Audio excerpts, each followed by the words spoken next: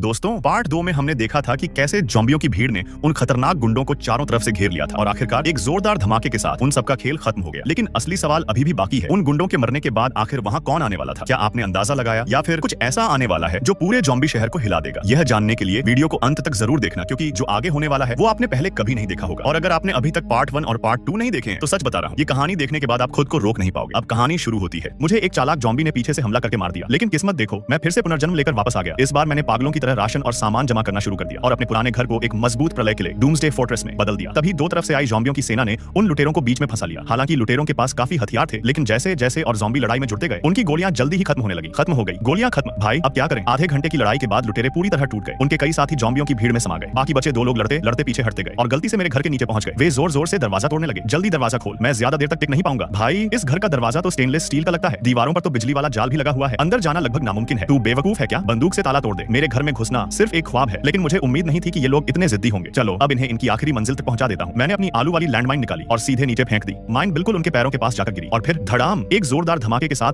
यह तमाशा आखिर खत्म हो गया। अच्छा हुआ मैंने अपने घर का दरवाजा स्टील का मजबूत दरवाजा लगवा दिया था, वरना शायद धमाके में सब टूट जाता। लेकिन अब एक नई समस्या खड़ी हो गई। नीचे इतनी सारी ज़ॉम्बियों की भीड़ जमा हो गई है। अब क्या होगा? चिंता मत करो, अगर ज़ॉम्बियों को खाने के लिए कुछ नहीं मिलेगा तो वे धीरे धीरे खुद ही चले जाएंगे। वैसे भी हम घर के अंदर हैं, हमें बाहर जाने की जरूरत ही क्या है? अगले कुछ दिनों तक मैं लगातार प्याज खाता रहा और फिर नीचे जाकर ज़ॉम्बियों के बीच खड़ा हो जाता। सच कहूं तो इस प्रलय में मेरी सांस की बदबू भी हथियार बन गई। कुछ बड़े ज़ॉम्बी तो सह लेते थे, लेकिन छोटे छोटे ज़ॉम्बी मेरी बदबू सह ही नहीं पाते थे। आज ज़ॉम्बी महामारी को पूरा 1 महीना हो चुका है। उस सुबह मैं बिस्तर पर लेटा पढ़ाई कर रहा था, तभी बाहर से शोर सुनकर मेरी आंख खुल गई। मैंने धीरे से पर्दा हटाकर बाहर देखा और जो देखा उसे देखकर मेरी सांस अटक गई। नीचे खड़े ज़ॉम्बी कुछ अजीब तरह से बहुत ज्यादा उत्साहित लग रहे थे, जैसे उन्हें किसी चीज ने उकसा दिया हो। फिर मैंने गौर से देखा, कुछ छोटे ज़ॉम्बी मिलकर एक बहुत बड़े और ताकतवर ज़ॉम्बी को उठाकर ला रहे थे। क्या ये तो वही है पिछली जिंदगी का ज़ॉम्बी किंग? लेकिन ये यहाँ कैसे आ गया? मुझे याद है पिछली जिंदगी में जहाँ भी ज़ॉम्बी किंग आता था वहाँ बाकी ज़ॉम्बियों की ताकत कई गुना बढ़ जाती थी। लेकिन अब एक सवाल है, क्या मेरी सांस की बदबू ज़ॉम्बी किंग पर भी काम करेगी?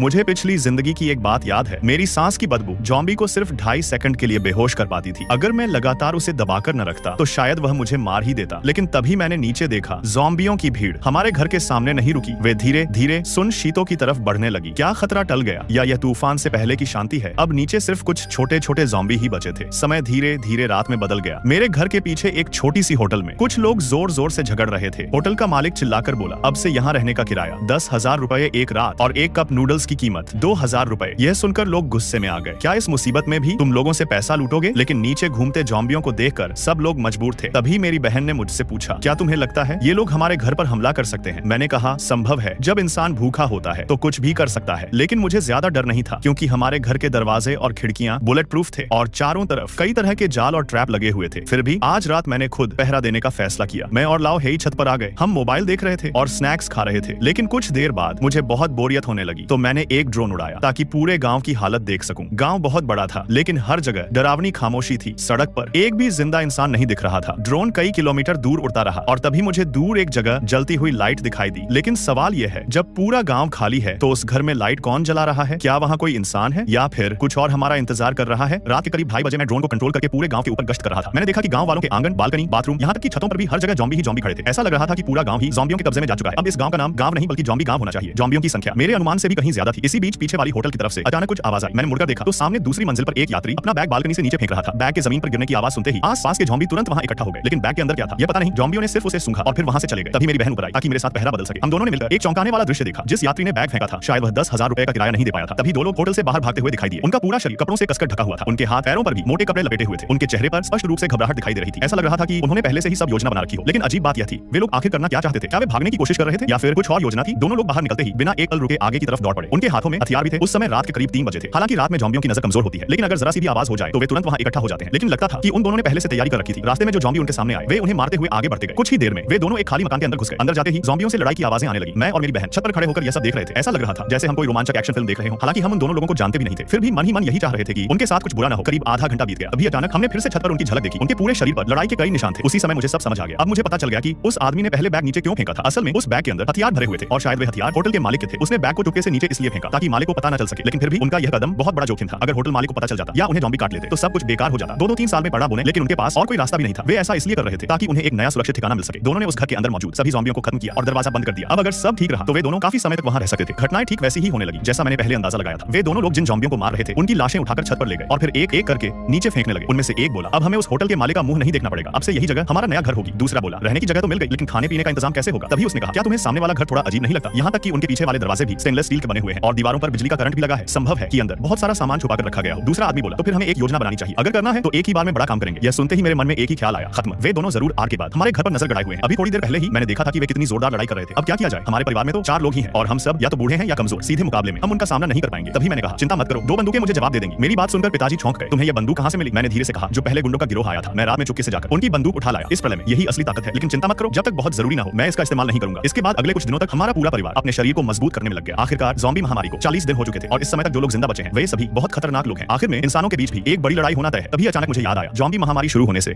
एक दिन पहले पिताजी एक कुरियर वैन लेकर घर आए थे। उसके अंदर पूरा डिब्बा पार्सलों से भरा हुआ था। संभव है कि उनमें से कुछ चीजें हमारे काम आ सकती हैं। वैसे भी अब शायद उन पार्सलों को लेने वाला कोई नहीं बचेगा। मैं एक छोटी सी ठेला गाड़ी लेकर घर के गोदाम में पहुंचा। मेरे सामने पूरा का पूरा पार्सलों से भरा ट्रक खड़ा था। यह देखकर मैं अचानक खुश हो गया। इसने सोचा था कि इस उबाऊ प्रलय में भी मुझे सरप्राइज बॉक्स खोलने का मजा मिलेगा। मैंने कुछ पार्सल रैंडम उठाने शुरू किए। आवाज सुनकर पिताजी भी बाहर आ गए। अचानक हमारी नजर एक खास पार्सल पर पड़ी। उसके ऊपर लिखा था गोपनीय डिलीवरी। यह देखते ही पिताजी की आंखें चमक उठी। उन्होंने तुरंत कहा, मेरे प्यारे बेटे, मुझे पता है तुम्हें ऐसे पार्सल पसंद नहीं होते, तो एक पिता होने के नाते मैं इसे अपने पास रख लेता हूं। मैं तुरंत बोला, पिताजी बाकी सब पार्सल आप ले लीजिए, लेकिन यह वाला पार्सल मेरा है। पिताजी गुस्से में बोले, अरे बदमाश, कभी सुना है बेटा अपने बाप से चीज छीनता है? अगर आज तुमने यह पार्सल मुझे नहीं दिया तो देखना मैं तुम्हारी कैसी खबर लेता। अरे कभी सुना है कि बेटा अपने बाप से चीज छीनता है? ये पार्सल तो मेरा ही होगा, जरा हाथ लगाकर तो देख, आज तुझे मजा चखा दूंगा। पिताजी की आंखों में इतना पक्का इरादा देखकर मैंने अनमने मन से वह पार्सल उन्हें दे दिया। फिर मैंने दूसरा पार्सल खोला। उसके अंदर पी लाओबान का एक खिलौना फिगर निकला। यह चीज छोटे बच्चों के लिए थोड़ी बचकानी लग सकती है, लेकिन कॉलेज के लड़कों के लिए यह बिल्कुल सही थी। फिर मैंने अपने दोस्त लियू रुयान को फोन लगाया। उसे ऐसे खिलौनों में बहुत दिलचस्पी थी। मैंने कहा, रुयान, मैं तुम्हें एक गिफ्ट देना चाहता हूं। वह हंसते हुए बोली, चारों तरफ ज़ॉम्बी घूम रहे हैं, तुम्हें गिफ्ट कहां से मिला? कहीं तुम मुझे कोई ज़ॉम्बी तो नहीं भेजने वाले? मैं मुस्कुराकर बोला, अभी नहीं बताऊंगा, आज रात छत पर मेरा इंतजार करना, तब तुम्हें खुद पता चल जाएगा। रात के 10 बजे मैं और लियू रुयान तय समय पर छत पर पहुंचे। मैंने उस खिलौने को ड्रोन से बांध दिया। लियू रुयान का घर मेरे घर से ज्यादा दूर नहीं था। ड्रोन बहुत आसानी से वह खिलौना उसके घर तक ले गया। लेकिन तभी नीचे अचानक एक अजीब घटना हो गई। सामने वाले होटल का मालिक और उसकी पत्नी एक युवा जोड़े को पकड़कर छत पर ले आए। होटल मालिक उस लड़के से बोला, सामने वाले घर में जाओ और कुछ खाने का सामान मांग कर लाओ। तुम्हारी गर्लफ्रेंड को हम यहाँ बंधक बनाकर रखेंगे। अगर खाना लेकर वापस नहीं आए तो फिर तुम उसे दोबारा कभी नहीं देख पाओगे। मेरी बहन और पिताजी उनकी बात तो नहीं सुन पा रहे थे, लेकिन जब उन्होंने उनकी उंगलियों का इशारा देखा तो सब समझ गए। मैंने कहा, ये हरामखोर तो हमारे घर पर नजर लगाए बैठे हैं, हमें आसान शिकार समझ रहे हैं क्या? ज़ॉम्बी महामारी को 50 दिन हो चुके थे, उनके पास शायद अब खाने को कुछ भी नहीं बचा था। यही तो है प्रलय के समय इंसान का असली चेहरा। मैंने गुस्से में कहा, अगर वो यहाँ आया तो मैं उससे सीधे भिड़ जाऊंगा। थोड़ी देर बाद वह लड़का एक ज़ॉम्बी को मारते हुए घबराया हुआ मेरे घर के सामने आ पहुंचा। फिर उसने अपने हथियार से लगातार दरवाजा पीटना शुरू कर दिया। वह चिल्ला रहा था, कोई है क्या? कृपया दरवाजा खोलो, मेरी मदद करो। अगर मैं खाना लेकर वापस नहीं गया तो वे मेरी गर्लफ्रेंड को मार देंगे। इतनी तेज आवाज आस पास के ज़ॉम्बियों को जरूर यहाँ खींच लाएगी। क्या यह लड़का पागल हो गया है? वह एक तरफ दरवाजा पीट रहा था और दूसरी तरफ घबराकर चारों तरफ देख रहा था। लगता था ज़ॉम्बी उसकी तरफ आने लगे थे। जब हमने कोई जवाब नहीं दिया तो उसने घबराकर और जोर से दरवाजा पीटना शुरू कर दिया। मैंने सोचा, क्या यह आदमी भूख से पागल हो गया है? मेरे घर का दरवाजा इतना मजबूत है कि तुम चाहे पूरा दिन मारो तब भी कुछ नहीं होगा। लेकिन फिर मुझे समझ आया, वह यह सब अपनी गर्लफ्रेंड को बचाने के लिए कर रहा है। लेकिन अफसोस, मैं उसकी मदद नहीं कर सकता। अभी पीछे से ज़ॉम्बियों की एक बड़ी भीड़ उसकी तरफ दौड़ती हुई दिखाई दी। मैंने सोचा, अब तो यह गया। लेकिन वह लड़का अभी भी वहीं खड़ा था। क्या वह भागेगा नहीं? क्या वह भागेगा नहीं? वह लड़का बार बार दरवाजा पीटते हुए चिल्ला रहा था, कृपया हमारी मदद करो, थोड़ा सा खाना दे दो। अगर अगला जन्म मिला तो मैं तुम्हारा एहसान जिंदगी भर चुकाऊंगा। यह देखकर मेरे पिताजी घबरा गए और तुरंत बड़ा लाउडस्पीकर उठाकर चिल्लाने लगे, अरे तुम्हारे पीछे दर्जनों ज़ॉम्बी आ रहे हैं, जल्दी भागो। जैसे ही लड़के ने पीछे मुड़कर देखा, उसका चेहरा तुरंत बदल गया। अब ज़ॉम्बी दोनों तरफ से उसकी ओर बढ़ रहे थे। लग रहा था कि उसका बचना लगभग नामुमकिन है। लेकिन तभी ऐसे खतरनाक समय में लियू रुयान के दादाजी ने दरवाजा खोल दिया। मैं चौंक गया, अरे ये बूढ़े ने दरवाजा क्यों खोल दिया? मैं तो दादाजी को कहना ही भूल गया था कि दरवाजा मत खोलना, मुझे जल्दी नीचे जाना होगा। उधर जैसे ही लड़के ने देखा कि किसी ने दरवाजा खोल दिया है, वह तुरंत सामने खड़े ज़ॉम्बी को धक्का देकर पूरी ताकत से उस घर की ओर भागा। अंदर पहुंचते ही उसने तुरंत दरवाजा बंद कर दिया। लेकिन ज़ॉम्बियों की भीड़ लहर की तरह वहां पहुंच गई। कुछ ही सेकंड में पूरा दरवाजा ज़ॉम्बियों से भर गया। यह देखकर बूढ़े दादाजी भी काफी डर गए। तभी रुयान ने खिड़की खोली और ऊपर से चिल्लाकर कहा, जल्दी तुम दोनों दूसरी मंजिल पर आ जाओ। वैसे तो दादाजी एक बहुत अच्छे इंसान थे। वह कई बार बूढ़ी औरतों को सड़क पार करवाते थे और गांव के लोगों की भी मदद करते रहते थे। लेकिन अफसोस, उनकी सोच थोड़ी धीमी थी। उधर से आवाज आई, मोबाइल, जल्दी हमारी मदद करो, हमारे घर का दरवाजा अब ज्यादा देर तक नहीं टिक पाएगा। मैंने जवाब दिया, मुझे पता है कि तुम बहुत घबराए हुए हो, लेकिन घबराओ मत, जो भी सामान मिल सके उसे दरवाजे के सामने लगाकर रोको। लड़के ने कहा, हमने जितना सामान उठा सकते थे सब लगा दिया है, लेकिन ज़ॉम्बियों की संख्या लगातार बढ़ती जा रही है। अब सिर्फ सामान लगाने से समस्या हल नहीं होगी। यह सुनकर मैं भी कुछ पल के लिए उलझ गया। हालांकि मेरे घर में अभी भी कुछ आलू वाले लैंडमाइन थे, लेकिन अगर उन्हें इस्तेमाल करता तो बहुत बड़ा धमाका होता और इससे और भी ज्यादा ज़ॉम्बी यहाँ आ जाते। तभी मेरी बहन मेरा क्रॉसबो, धनुष, बाण लेकर आई। मैंने तुरंत एक ज़ॉम्बी के सिर पर निशाना लगाया और तीर छोड़ दिया। तीर सीधे उसके सिर में जा लगा। फिर मैंने लगातार कई तीर छोड़े, लेकिन ज़ॉम्बियों की संख्या बहुत ज्यादा थी और ज़ॉम्बियों के दिमाग लगभग बेकार होते हैं। उनके आस-पास उनके साथी गिर रहे थे, लेकिन उन्हें डर बिल्कुल नहीं लग रहा था। मेरी बहन घबराकर बोली, भैया ऐसे तो काम नहीं चलेगा, उनके घर का दरवाजा अब टूटने ही वाला है। मैंने गहरी सांस ली और कहा, लगता है अब मुझे अपना आखिरी हथियार इस्तेमाल करना पड़ेगा। बहन, प्याज ले आओ। मेरी बात सुनते ही मेरी बहन समझ गई कि मैं क्या करने वाला हूँ। कुछ ही देर में हम तीनों ने मिलकर कई टोकरियां भरकर प्याज मेरे पास ला दिए। मैं हल्के से मुस्कुराया और फिर पागलों की तरह प्याज खाने लगा। पिताजी भी तुरंत समझ गए। उन्होंने घर का लंबा पाइप उठाया और उसे सीधे ज़ॉम्बियों की भीड़ की ओर कर दिया। अब आगे क्या होने वाला था शायद ज़ॉम्बियों ने कभी सोचा भी नहीं होगा।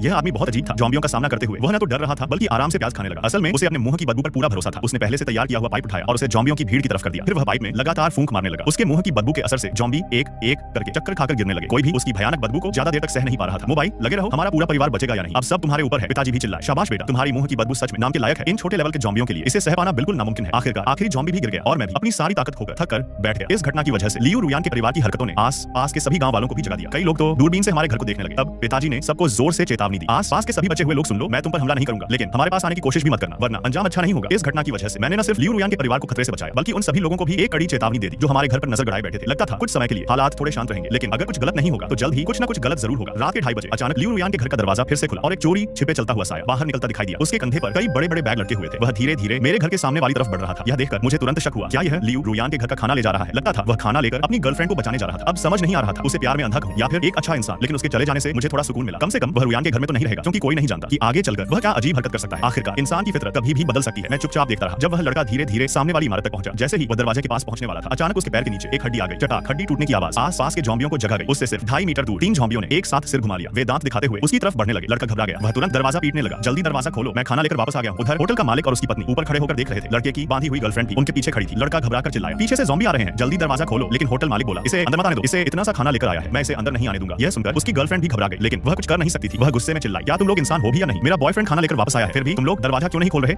इतना क्यों चिल्ला रहे हो? तुम्हें दिखाई नहीं दे रहा पीछे कई ज़ॉम्बी खड़े हैं? अगर दरवाजा खोल दिया और ज़ॉम्बी अंदर आ गए तो क्या होगा? तब हम सब मर जाएंगे। जब उस लड़के को साफ पता चल गया कि होटल का मालिक उसके लिए दरवाजा नहीं खोलेगा, तो उसने खाना, जो अब किसी काम का नहीं था, सीधे ज़ॉम्बियों की तरफ फेंक दिया। फिर वह मुड़कर सीधे लियू रुयान के घर की तरफ दौड़ पड़ा। मैं यह देखकर हैरान रह गया, क्योंकि बाहर निकलते समय उसने अपने लिए पीछे का रास्ता खुला छोड़ा था। उसने दरवाजा लॉक ही नहीं किया था। लड़के के चेहरे पर एक चालाक और आत्मविश्वास भरी मुस्कान थी। लेकिन जैसे ही वह दरवाजा खोलने वाला था, अचानक अंदर से एक हाथ आया और दरवाजा खींचकर बंद कर दिया। अंदर से आवाज आई, तुम जैसे इंसान यहाँ से तुरंत दफा हो जाओ। हमारे घर का खाना चुराकर अपनी गर्लफ्रेंड को बचाने गए थे और जाते समय दरवाजा तक बंद नहीं किया। अगर ज़ॉम्बी अंदर आ जाते तो क्या होता? लड़का जल्दी से बोला, मैंने तो बस अपने लिए एक रास्ता खुला छोड़ा था। जल्दी दरवाजा खोलो, मैं तुमसे हाथ जोड़कर विनती करता हूँ। लेकिन अंदर से जवाब आया, तुम जैसे लोग सिर्फ अपने बारे में सोचते हैं, मैं तुम्हें दोबारा अंदर नहीं आने दूंगा। लड़का गुस्से में चिल्लाया, तुम बस इंतजार करो, अगर मैं ज़ॉम्बी भी बन गया तो भी तुम्हें नहीं छोड़ूंगा। और इसी तरह वह लड़का हमेशा के लिए खत्म हो गया। पूरा गांव एक बार फिर शांत होता हुआ दिखाई देने लगा। मैंने फिर से अपना ड्रोन उड़ाया और पूरे गांव की निगरानी करने लगा। गांव से बाहर जाने वाले रास्ते पर कुछ ऐसे ज़ॉम्बी थे जिन्हें गांव में खाना नहीं मिला था। वे धीरे धीरे शहर की तरफ बढ़ रहे थे। मुझे उम्मीद थी कि ये गांव छोड़कर जाने वाले ज़ॉम्बी वापस नहीं आएंगे, क्योंकि बड़े शहरों में लोगों की संख्या ज्यादा होती है और वहां उन्हें जरूर खाना मिल जाएगा। आज ज़ॉम्बी वायरस फैलने का 55वां दिन था। पिछली बार जब पिताजी ने गांव वालों को चेतावनी दी थी, उसके बाद किसी ने भी हमारे घर के सामान पर नजर डालने की हिम्मत नहीं की। पिताजी हर दिन सोलर पैनल और जनरेटर की देखभाल करते थे और मैं बहुत मेहनत से फूंक मारने की प्रैक्टिस करता था। अब मेरी हमले की गति और दूरी दोनों काफी बढ़ चुकी थी। मेरी सांस की बदबू 2 मीटर के अंदर आने वाले किसी भी ज़ॉम्बी को बेहोश कर सकती थी। मेरी बहन क्रॉसबो चलाने की प्रैक्टिस कर रही थी। हमारा परिवार काफी शांत और आराम से दिन बिता रहा था। लेकिन यह छोटी सी शांति अचानक एक तेज चीख से टूट गई। वह आवाज उस लड़की की थी जो पहले बंधी हुई थी। वह कमरे से बाहर निकलकर बालकनी पर आ गई थी और जोर जोर से अपने उस बॉयफ्रेंड को पुकार रही थी जो अब ज़ॉम्बी बन चुका था। वह रोते हुए बोली, मेरे प्रिय, जब से तुम ज़ॉम्बी बने हो मैं ठीक से खा भी नहीं पाती और सो भी नहीं पाती। हर दिन मैं सिर्फ तुम्हारे बारे में सोचती हूँ। अगर तुम मेरी बात समझ सकते हो तो प्लीज होटल के मालिक को भी ज़ॉम्बी बना दो। अंधेरे में वह लड़की चिल्लाई, अगर तुम अभी भी इंसानों की बात समझ सकते हो तो जाकर उस होटल के मालिक को भी ज़ॉम्बी बना दो। जैसे ही होटल के मालिक ने यह सुना, वह तुरंत कमरे से बाहर भागकर आए और गुस्से से उसे घूरने लगा। क्या तुम पागल हो गई हो? मैंने साफ देखा उस लड़की के बाल बिखरे हुए थे और उसके हाथ पैरों पर भी कई घाव थे। लग रहा था कि उसके साथ बहुत बुरा व्यवहार किया गया था। लड़की गुस्से से चिल्लाई, तुम दोनों जानवरों ने मेरे बॉयफ्रेंड को मार डाला। तुम दोनों ही सबसे पहले ज़ॉम्बी बनने के लायक हो। वह लड़की जितना बोल रही थी उतनी ही ज्यादा गुस्से में आ रही थी। वह हथियार लहराते हुए होटल मालिक की तरफ बढ़ने लगी। होटल मालिक घबरा गया, यह लड़की पागल हो चुकी है, चलो यहाँ से जल्दी। उधर नीचे ज़ॉम्बियों की भीड़ लगातार बढ़ती जा रही थी। मजबूर होकर होटल मालिक उस लड़की को छोड़कर फिर से कमरे के अंदर भाग गया और दरवाजा बंद करके उसे रोकने की कोशिश करने लगा। लेकिन उस लड़की ने अब फैसला कर लिया था, वह अपने बॉयफ्रेंड के साथ मरना चाहती थी। वह बिना झिझक सीधे नीचे कूद गई और तुरंत ज़ॉम्बियों की भीड़ में गायब हो गई। होटल के दरवाजे और खिड़कियां ज्यादा मजबूत नहीं थे। ज़ॉम्बियों के लिए उन्हें तोड़ना सिर्फ समय की बात थी। जैसा मैंने सोचा था वैसा ही हुआ। 10 मिनट भी नहीं लगे और उस काले धंधे वाले होटल पर पूरी तरह ज़ॉम्बियों का कब्जा हो गया। होटल का मालिक भी आखिरकार ज़ॉम्बियों का खाना बन गया। वह आदमी ज़ॉम्बियों से भी ज्यादा बुरा था। शायद यह उसी की सजा थी। उस दिन के बाद गांव से एक काला होटल कम हो गया और उसकी जगह हाथ पकड़कर घूमने वाले 2 ज़ॉम्बी प्रेमी ज्यादा हो गए। अब ज़ॉम्बी वायरस फैलने का 60वां दिन था। फिर भी कुछ बहादुर लोग अब भी बाहर निकलकर खाना ढूंढते थे। कुछ किस्मत वाले लोग भरा हुआ सामान लेकर वापस आते, लेकिन बदकिस्मत लोग ज़ॉम्बियों का शिकार बन जाते। लेकिन मैंने पहले ही बहुत सारा खाना जमा कर लिया था, इसलिए मेरे परिवार को खाने की कोई चिंता नहीं थी। उस दिन भी मैं रोज की तरह छत पर निगरानी कर रहा था। तभी अचानक मैंने देखा एक बहुत बड़ी ज़ॉम्बियों की भीड़ धीरे